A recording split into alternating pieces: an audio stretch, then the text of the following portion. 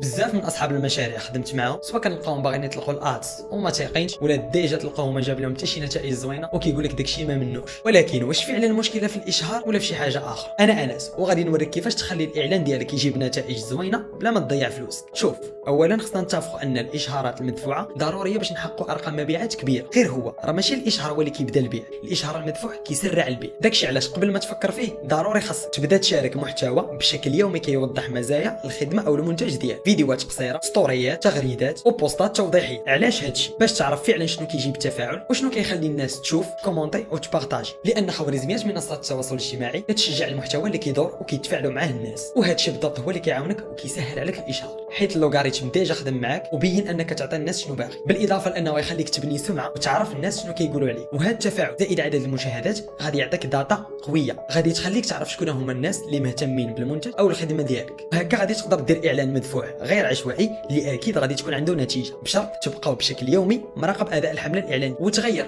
او تبدل في الاعلانات حسب النتائج والتفاعل. الخلاصه، الاشهار المدفوع مكمل للمحتوى وماشي بديل ديالك. خدم على المحتوى بشكل يومي، جرب بزاف ديال الانواع وخلي اللوغاريتم يخدم معك، ومن بعد عاد دير اشهار مدفوع اللي كيضرب في الهدف ديالك.